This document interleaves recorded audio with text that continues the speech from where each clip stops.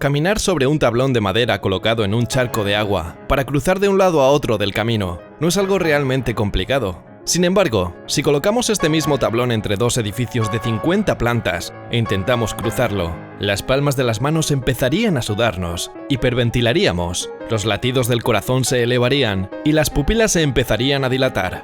Podría decirse que, a no ser que te gustasen las emociones intensas, podrías sufrir un infarto del miedo que podrías experimentar en esta situación.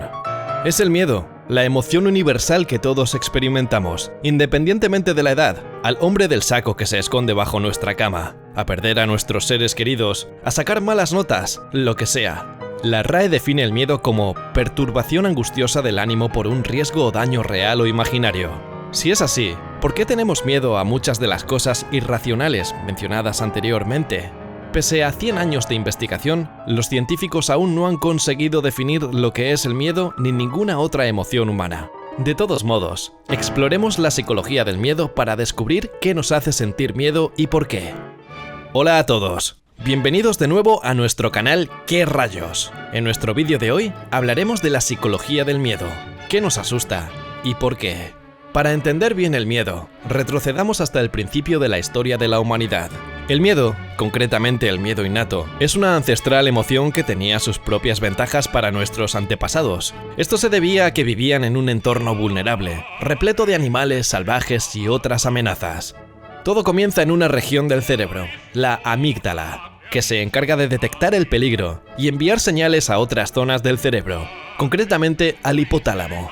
Como resultado, el mecanismo de reacción provoca sudoración en las palmas de las manos, hiperventilación, aceleración de los latidos del corazón o dilatación de las pupilas, poniendo así el cuerpo en modo combate o huida. Todo ello servía para que nuestros antepasados sobrevivieran cuando se enfrentaban a un león salvaje u cualquier otra criatura que se alimentase de seres humanos. Sin embargo, el mecanismo inducido por la amígdala no se desarrolla de forma significativa con la evolución industrial, lo cual es bueno por razones obvias. De lo contrario, te relacionarías a propósito con enfermos de tuberculosis, cruzarías imprudentemente los pasos de peatones o te colgarías de un poste eléctrico sin esperar ninguna consecuencia. El miedo innato ha ayudado a los seres humanos a sobrevivir, desde ser cauto al ver un león en el camino, hasta desconfiar de aquel que parece un ladrón cuando caminamos por un callejón oscuro. De hecho, las personas con mejores mecanismos de miedo sobrevivieron y heredaron sus genes, albergando el rasgo del miedo y la respuesta. En raras ocasiones, si tus antepasados tuvieron miedo a las arañas, tú también podrías tenerlo. Del mismo modo, la esquizofrenia tiende a ser hereditaria, aunque no se sabe que haya un gen concreto responsable. De todos modos, el valor del miedo innato se puso de manifiesto con el experimento de Charles Darwin en el siglo XIX, cuando el gesto de asombro y las caras de ojos abiertos provocados por el miedo se convirtieron en un tema de discusión entre los científicos. Darwin describió la reacción facial como una tensión muscular involuntaria en respuesta a una amenaza. Para demostrarlo, Darwin se fue al Jardín Zoológico de Londres, donde se le ocurrió poner la cara cerca del cristal de la jaula de una serpiente, decidido a no retroceder si la serpiente decidía atacar. Tan pronto como la serpiente se abalanzó sobre el cristal, Darwin retrocedió un par de metros. Darwin dijo: "Mi voluntad y mi razón habían sido impotentes contra mi imaginación, que representaba un peligro, al cual, sin embargo, no estuve nunca expuesto". Dado que el miedo ha ayudado a los humanos a sobrevivir durante tanto tiempo, nos hace preguntarnos qué es lo que lo hace tan problemático e indeseable. Básicamente, todo se reduce al maldito don de la anticipación y a los miedos cultivados. Los humanos, sin duda, tienden a sobreestimar la probabilidad de la peor situación. El miedo está bien en determinadas situaciones, pero cuando va más allá de lo que nos permite mantenernos a salvo, aunque no estemos en peligro, puede dar lugar a una serie de problemas mentales modernos, es decir, a miedos irracionales. Esto nos lleva al segundo tipo de miedo, conocido como miedos aprendidos. Supongamos que de niño te mordió un perro. Prácticamente, tu cerebro debería hacerte ser precavido cuando te enfrentes al mismo tipo de animal. Pero no es así. De hecho, puedes llegar a tener miedo a un cachorro como consecuencia de este único incidente. Si se observa con detenimiento, este único miedo o fobia podría dar lugar a una serie de otros miedos irracionales, cambios en el estilo de vida y otros problemas. Esto puede parecer exagerado, pero Kai-T, neurocientífico estadounidense, habló mucho del condicionamiento pavloviano del miedo, que se aprende rápidamente, incluso a partir de una sola experiencia, se codifica y se recuerda con firmeza, y es propenso a activar numerosos sistemas de memoria. El psicólogo estadounidense John Watson realizó uno de los más famosos y salvajes experimentos de condicionamiento pavloviano del miedo en 1920, para así poder demostrar que las fobias pueden ser condicionadas y aprendidas. Sometió al pequeño Albert a un experimento al que se le enseñó a temer a las ratas. Al principio, Albert no sentía ningún miedo por las ratas de laboratorio. De hecho, mostraba cariño por ellas e incluso solía acariciarlas. Aquí es donde empieza lo divertido. Watson empleó el condicionamiento pavloviano para hacer que el pequeño Albert tuviera miedo de las ratas, relacionándolas con un efecto negativo. Cada vez que el pequeño Albert intentaba tocar las ratas, Watson le molestaba, poniendo una música fuerte que le asustaba. Como resultado, el niño se ponía a llorar cada vez que veía ratas y otros muñecos de peluche que se parecieran a las ratas. En realidad, ese es el aspecto más peligroso. Tras un incidente, puedes interpretar una señal de miedo de forma demasiado amplia e incluso empezar a evitar estímulos que a priori parecen inofensivos, alterando literalmente el rumbo de tu vida. Ni siquiera exagero. El Dr. Shmuel Lisek, profesor de psicología del Colegio de Artes Liberales, realizó infinidad de experimentos para comprender el aprendizaje relacionado con el miedo y concluyó que lo fundamental de los trastornos de ansiedad es la sobreestimación de la amenaza. Continúa diciendo, existen estos patrones y sesgos en los que las personas con trastornos de ansiedad tienden a catastrofizar o a aumentar sus estimaciones sobre la potencia de la amenaza, su inminencia y su probabilidad. Además, numerosos estudios han demostrado que los recién nacidos no tienen miedo natural a las serpientes o las arañas, sino que sienten curiosidad por ellas. Se les enseña a tener miedo más adelante.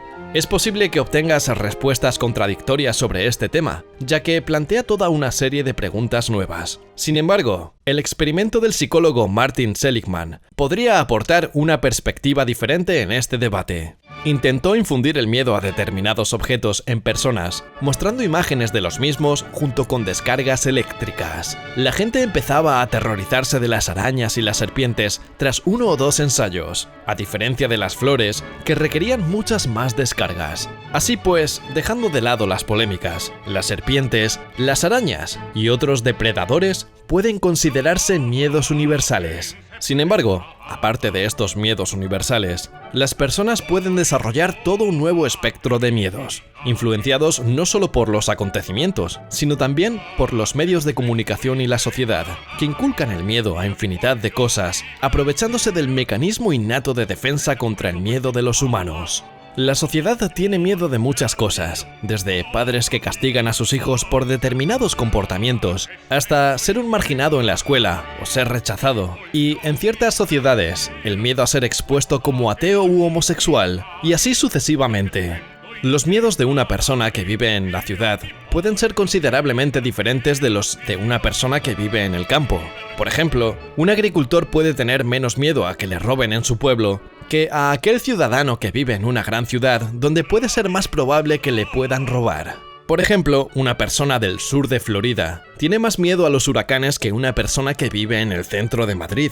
Es fascinante estudiar cómo las diferentes culturas y zonas generan respuestas únicas en los seres humanos, ¿cierto? Los medios de comunicación, principalmente los telediarios, son conocidos por incitar el miedo en la población, ya que esto es lo que más les excita. A pesar de no haber estado nunca en un avión que se haya estrellado, sigues teniendo mariposas en el estómago al subir a uno, porque has oído hablar de un accidente aéreo en las noticias, o has visto una película sobre uno de esos accidentes la noche pasada. Así es como los medios de comunicación influyen en el comportamiento de la gente infundiendo miedo. Cuando se trata de miedo, la gente quiere saber sobre las fobias. Las fobias no son más que una reacción exagerada a un miedo irracional y a veces racional. La gente puede tener fobias al agua, a las alturas, a hablar en público y así miles de cosas más. Aunque no existe una única explicación para el miedo, la mayoría de psicólogos lo atribuyen a experiencias traumáticas de la infancia, al entorno o incluso como algo hereditario. Así que la pregunta es, ¿cómo se puede hacer frente a los miedos y a las fobias?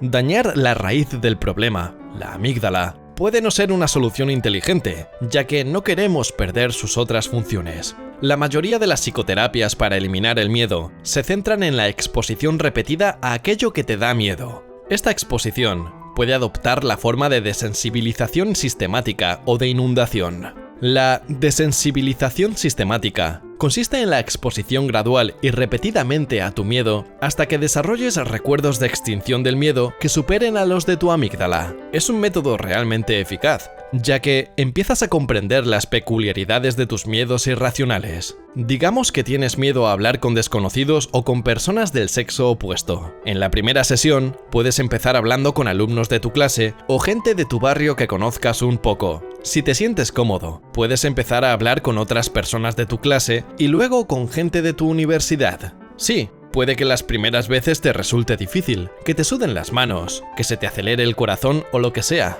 Sin embargo, como dicen los gurús de la inspiración, salir de tu zona de confort te ayudará a vencer tus miedos. La inundación, la cual consiste en sumergir a la persona por completo en la situación que teme. Por ejemplo, saltar al agua el primer día de terapia o ir a coger serpientes. Esta técnica, sin embargo, no es para todo el mundo, ya que puede ser abrumadora para la salud mental.